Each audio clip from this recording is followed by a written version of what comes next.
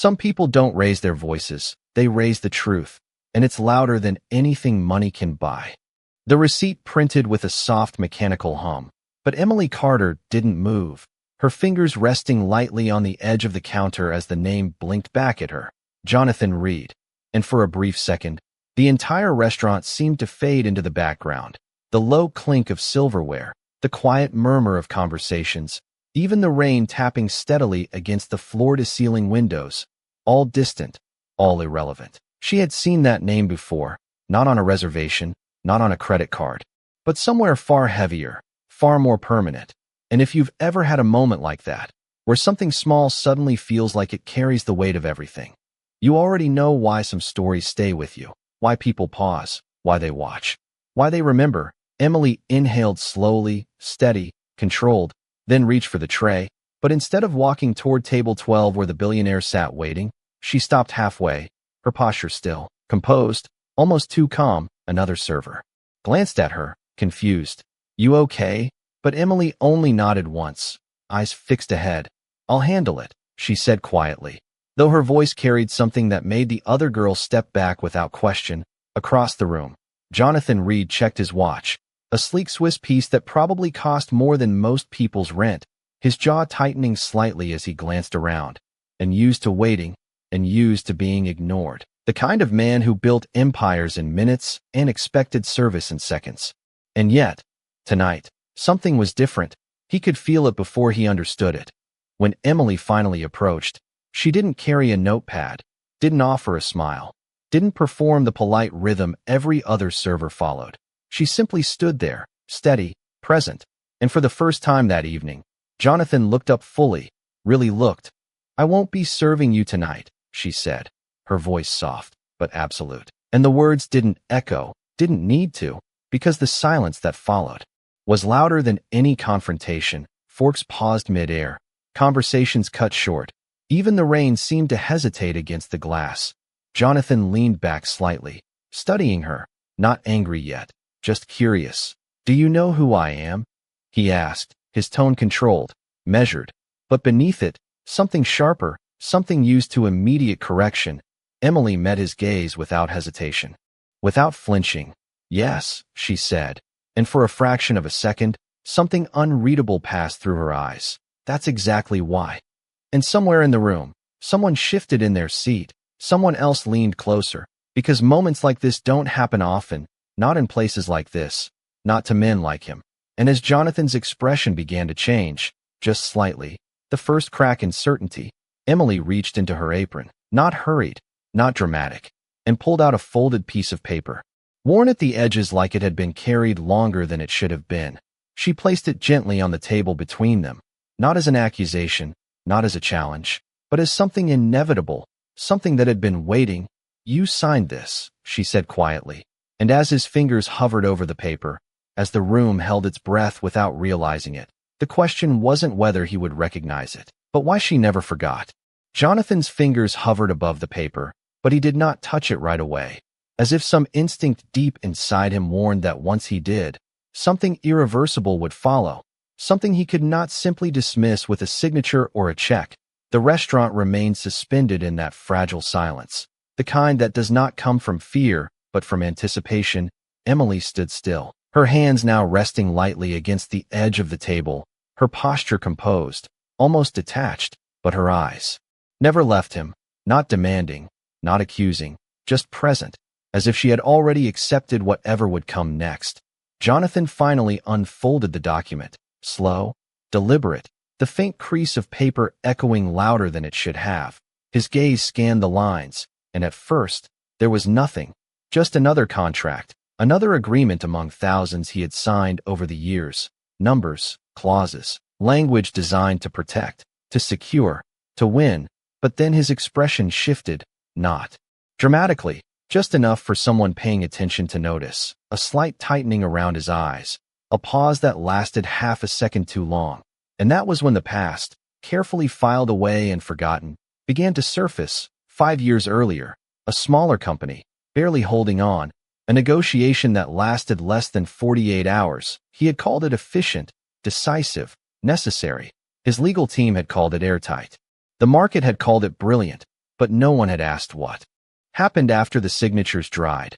No one except the people who lived inside the consequences. Emily watched the recognition settle in, not with satisfaction, not with anger, but with a quiet certainty. She had seen this moment before, in different forms, in different faces. That exact second when someone realized the story did not end where they thought it did, Jonathan looked up at her, really looked this time, as if trying to place her somewhere beyond the uniform, beyond the role she was supposed to play.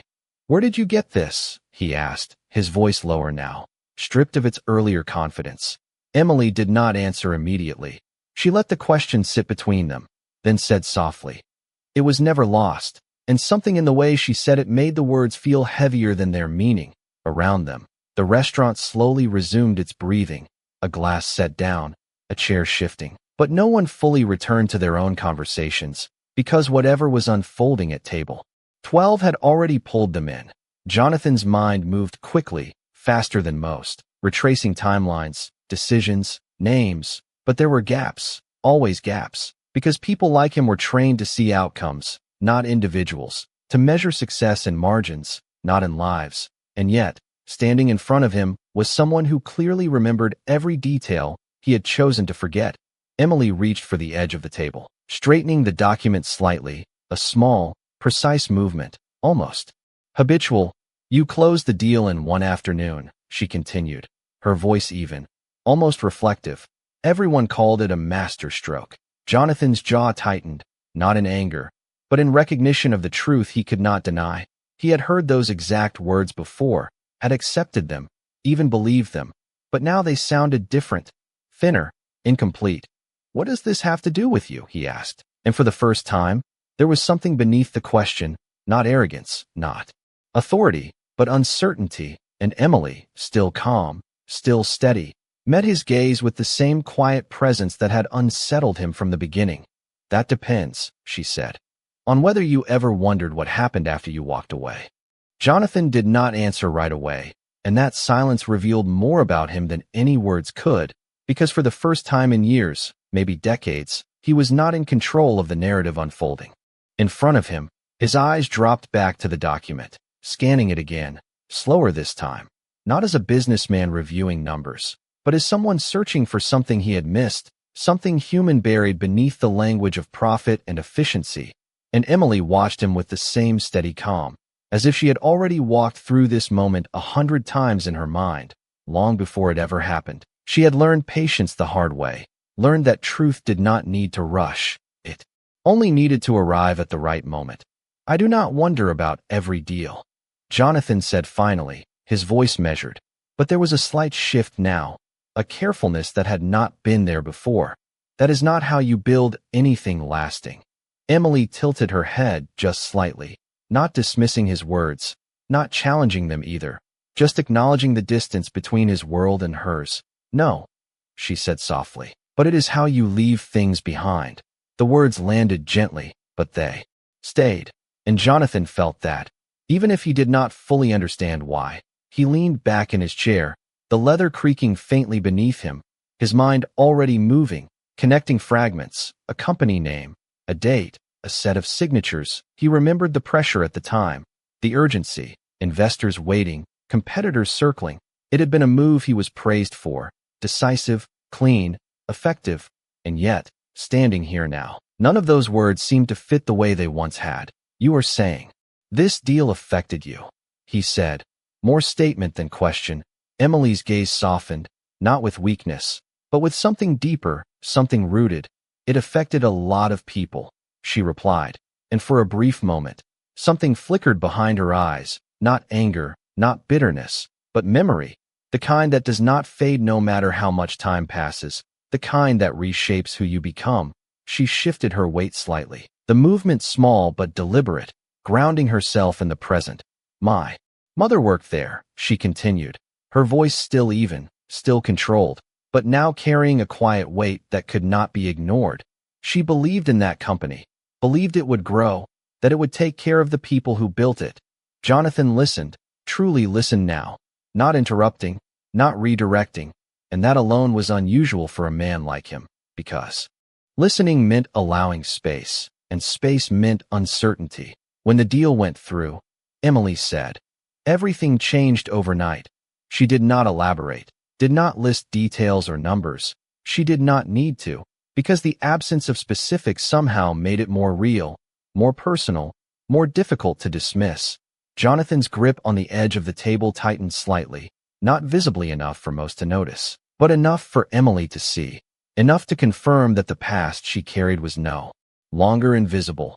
Companies restructure, he said, almost automatically, the words sounding rehearsed even to his own ears. It is part of growth. Emily nodded once, as if she had expected that answer, as if she had heard it before in different forms, from different voices. That is what everyone said.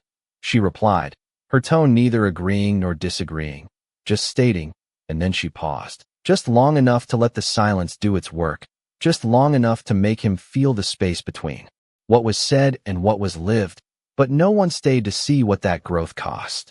And this time, Jonathan did not respond immediately, because somewhere between the lines of a document he once signed without hesitation and the quiet voice of a woman he had never noticed until tonight, a different kind of truth was beginning to take shape, one that could not be measured, negotiated, or undone. Jonathan exhaled slowly, but it was not relief. It was something heavier, something closer to realization, the kind that does not arrive all at once but settles in layers. Uncomfortable and persistent, he looked down at the document again, then back at Emily, and for the first time since she approached his table, there was no trace of impatience left in his expression, only focus, sharp and searching. What happened to your mother? He asked, and the question did not sound like an interrogation. It sounded like an admission that he no longer had all the answers. Emily did not respond immediately, not because she did not know what to say, but because she understood the weight of choosing which part of the truth to reveal. The restaurant continued around them, but quieter now, more aware, as if everyone could sense that something real was unfolding, something that could not be reduced to a simple exchange, she stated. Emily said finally, her voice calm, but steady in a different way now. Even when others left, even when the changes started to make things unstable, she chose her words carefully, not to soften them, but to keep them precise. She believed it would stabilize, that the promises in that document would mean something. Jonathan's jaw shifted slightly, not defensively, but thoughtfully, because he recognized that kind of belief. He had built his entire career on people believing in structures they could not fully see. And did it? He asked, quieter now. Emily's eyes held his for a moment longer. Then she looked down briefly, as if aligning memory with the present. For a while, she said. Long enough for people to stay, long enough for them to trust it. She paused, just a breath, but enough to mark the shift, but not long enough to protect them. The words did not accuse, they simply existed, and that made them harder to push away. Jonathan leaned forward slightly, his elbows resting near the edge of the table. No longer the man waiting to be served, but someone trying to understand what had already been set in motion years ago. You are implying negligence, he said, but there was no sharpness in it, only the habit of framing things in terms he understood. Emily shook her head once, gently. No, she replied. I am describing what happens when decisions are made too far away from the people who live with them. And that sentence lingered, because it did not attack him. It defined the distance, the gap, between intention and impact. And Jonathan felt that gap more clearly now than ever before. His fingers tapped once against the table, then stilled, a small, unconscious motion. And your mother? He asked again, more quietly this time. Emily's expression did not change, but something behind it did, something deeper, something rooted in years rather than moments. She lost her position, she said simply, along with many others. She did not say how quickly it happened, did not describe the uncertainty, the late nights, the quiet worry that fills a home when stability disappears. She did not need to, because the absence of those details somehow made the truth feel more complete. I am sorry, Jonathan said, and the words sounded unfamiliar in his own voice, as if he had not used them in this way for a very long time. Emily nodded once, acknowledging the words but not holding on to them. She did not need apologies, she said softly. She needed time, and clarity, and a chance to adapt. She looked back at him fully now, her gaze steady, unwavering. Things your deal did not leave room for. And for a moment, neither of them spoke, because the space between them had shifted, no longer defined by roles or expectations, but by something far more difficult to navigate: understanding. And Jonathan Reed, a man who had built everything on certainty, found himself sitting in the one place he could not control: the truth of what came after. Jonathan did not look away this time, not from her, not from the truth settling between them. And yet something in his posture shifted again, subtle but undeniable, as if a part of him was resisting, not her story, but what it meant for everything he had built. Companies cannot survive on sentiment, he said, quieter now, but firmer, holding on to something familiar, something structured. Decisions have to be made quickly, efficiently, or everything collapses.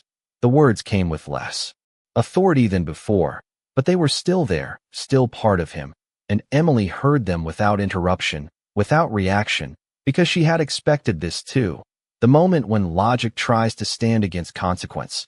She nodded once, acknowledging his perspective, then reached into her apron again, slower this time, more deliberate, and placed something else on the table.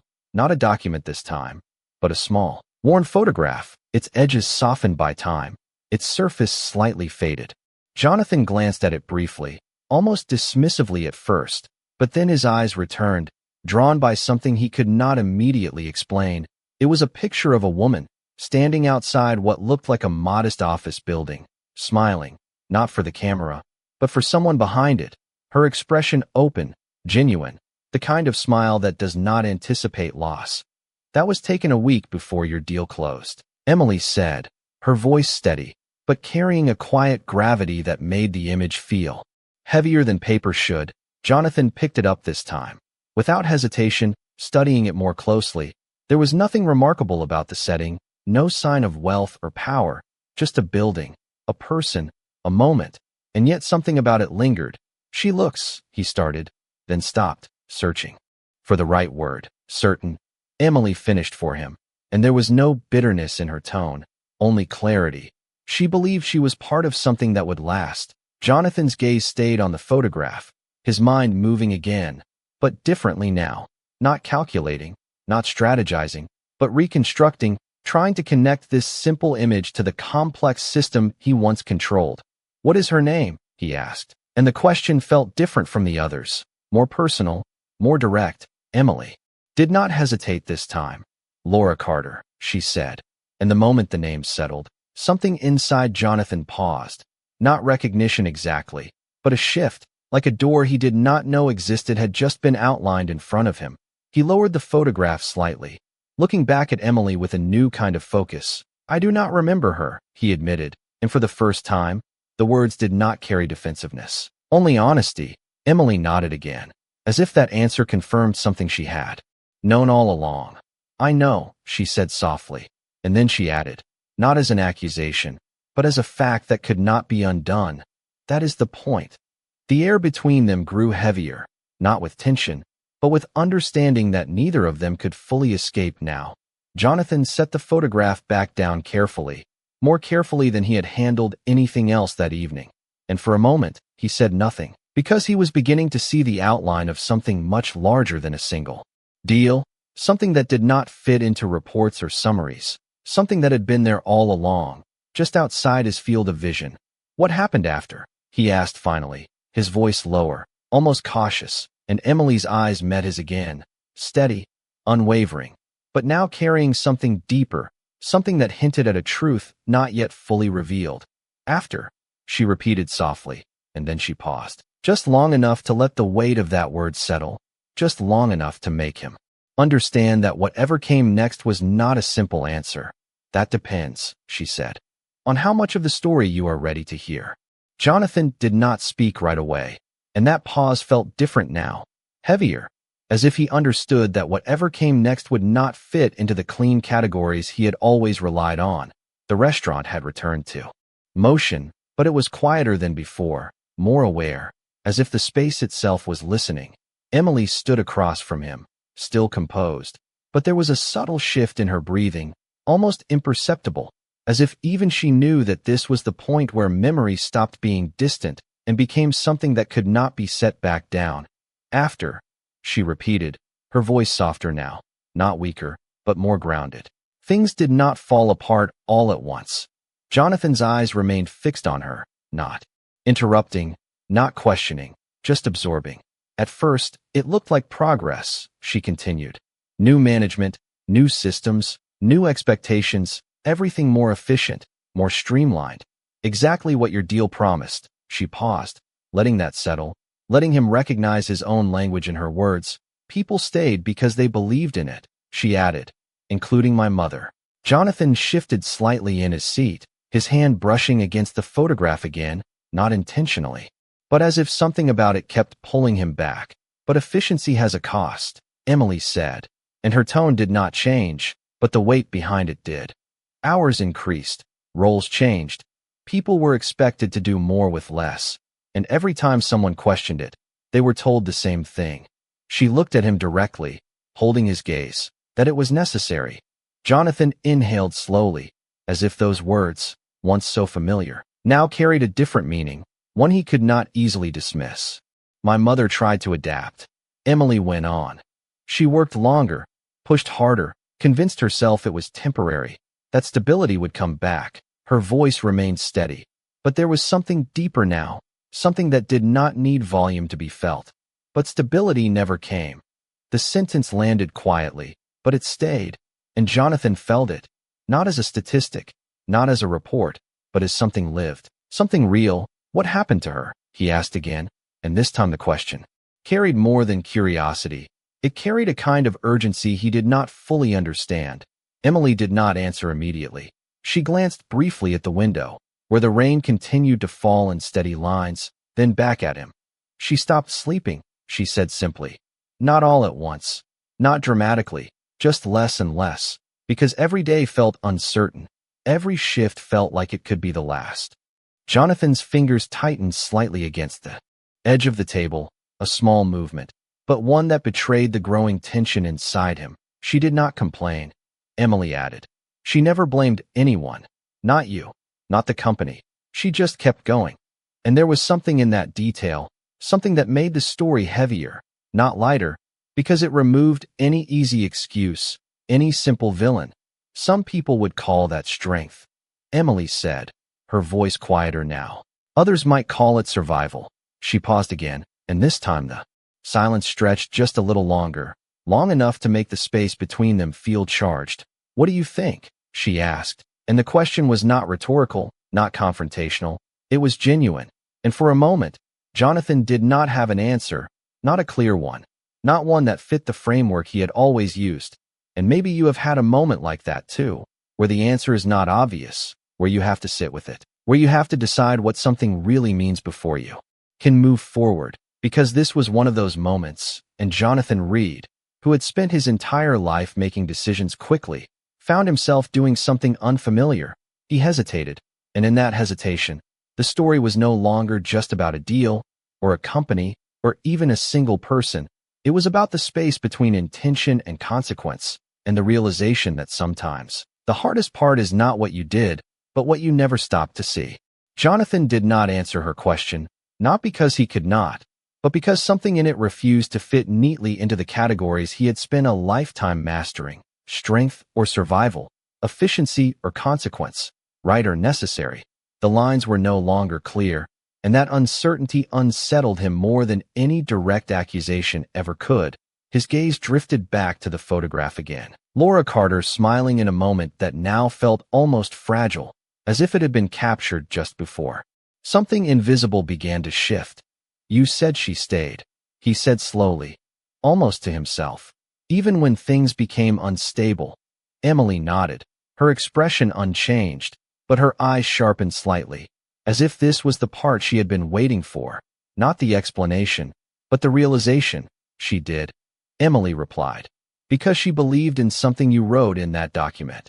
Jonathan's eyes flicked back to the contract on the table, the lines of text suddenly feeling less like legal language and more like something personal, something binding in a way he had never considered before. What exactly? He asked, and this time, the question carried a different weight, not defensive, not distant, but searching.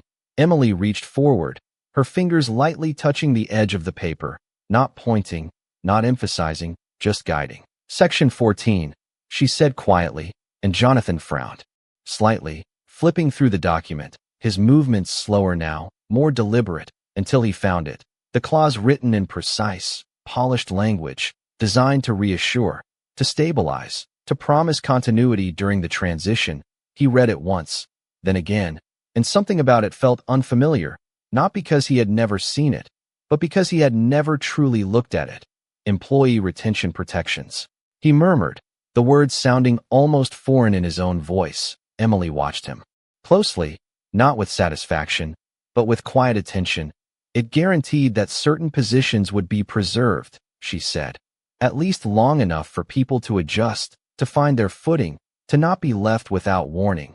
Jonathan's brow tightened slightly, a subtle shift that revealed more than any dramatic reaction could, because he knew this clause, not in detail, but in intent. It had been part of the negotiation, part of the structure that made the deal acceptable, that made it seem responsible. That clause was revised, he said slowly, almost instinctively. It had to be. The original terms were not sustainable. Emily did not interrupt, did not argue.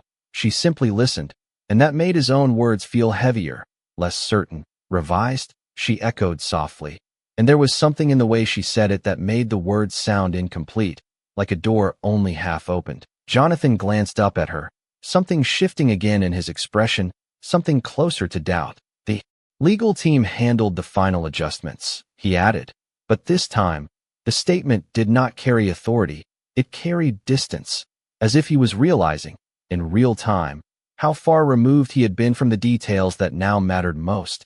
Emily nodded once, slowly, as if confirming something she had already known. Yes, she said, they did. And then she paused, just long enough to let the silence stretch. Just long enough for the thought to fully form in his mind. But my mother never saw the revised version, she continued, her voice still calm, still measured. She stayed because of what you promised, not what was changed after. The words settled between them, not loud, not forceful, but undeniable, and Jonathan felt something unfamiliar take hold. Not guilt, not yet, but a crack in certainty. A realization that the version of the truth he had accepted might not be the only one, that somewhere between the document he signed and the outcome that followed, something had shifted, something he had never stopped to question. And if you are listening closely, you can probably feel that shift too. The moment when a story stops being simple and starts becoming something else entirely. Because now the question was no longer just what happened, but who knew and who chose not to see.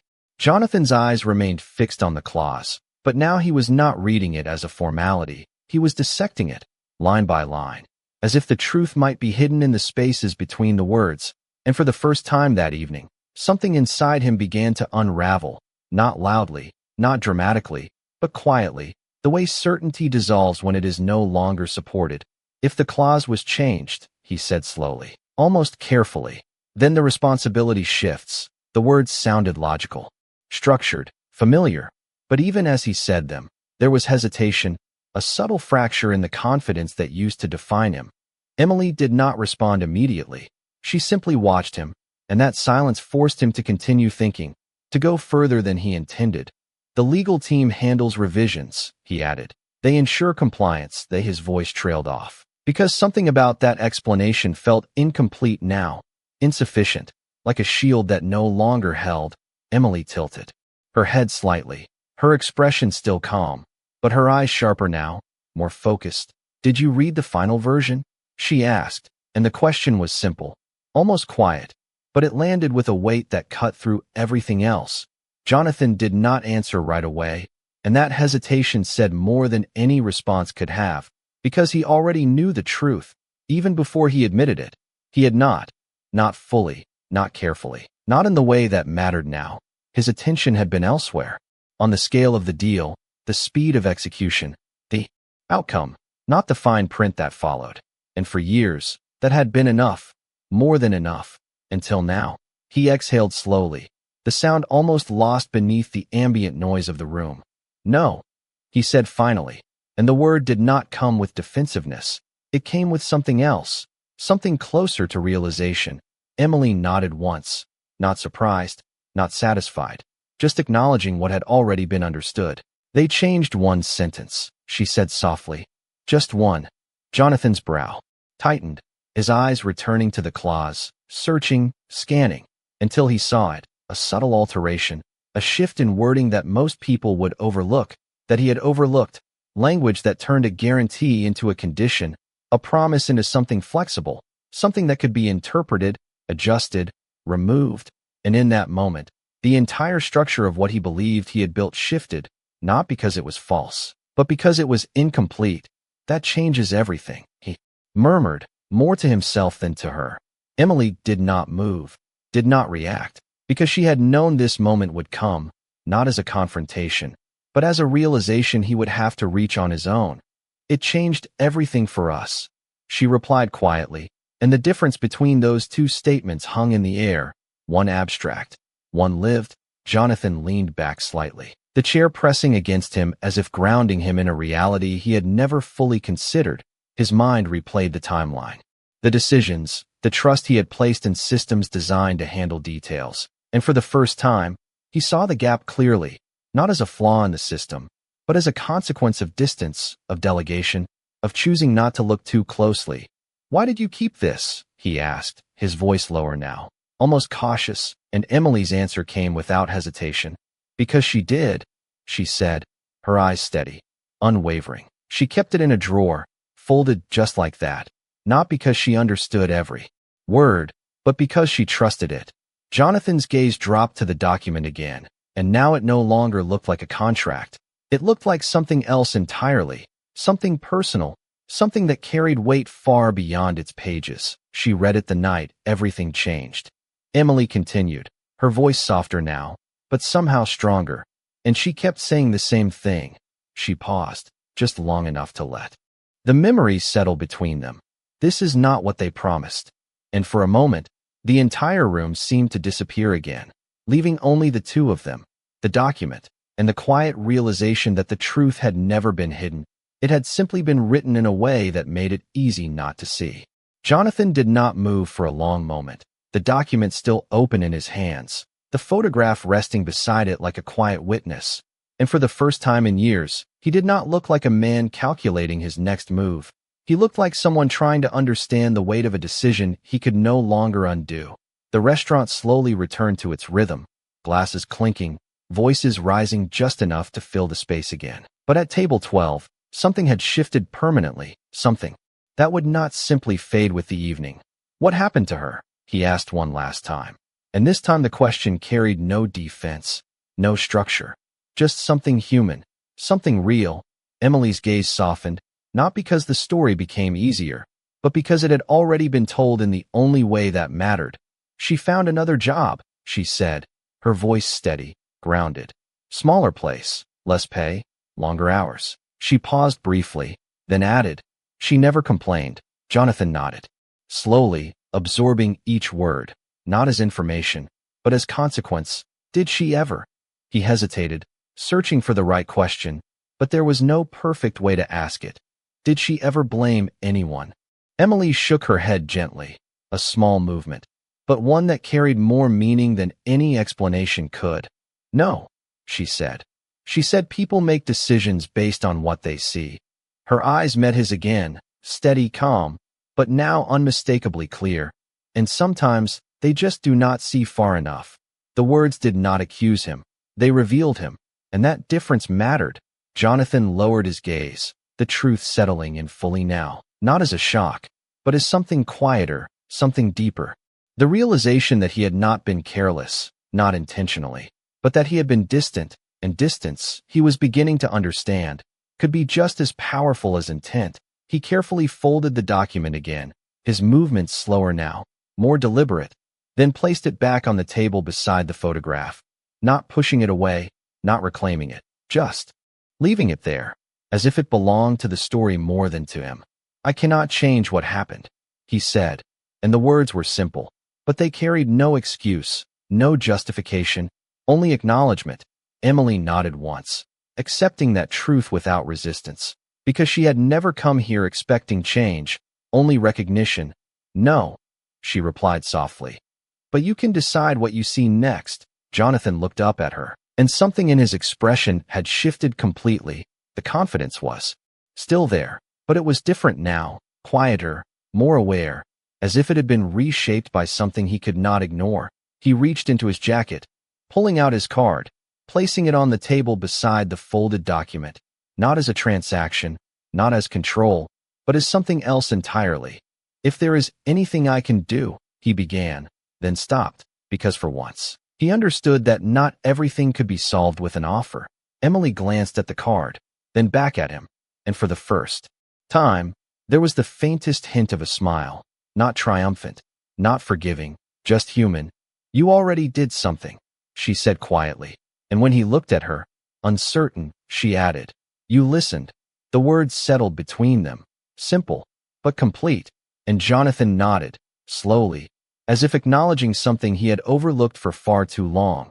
He stood then, not in a rush, not in frustration, just with a quiet sense of finality, leaving the card on the table, untouched by her, and as he walked toward the door, the rain still falling steadily outside, he did not look back, not because the story was over, but because it had already changed him in a way that did not require an audience.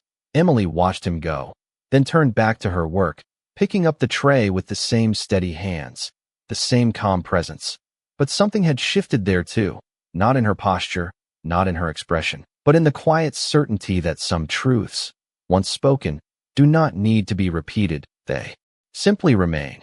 And as the door closed behind him and the night carried on, the lesson lingered in the air, soft but unmistakable. That power is not in the ability to decide quickly, but in the willingness to understand what those decisions leave behind.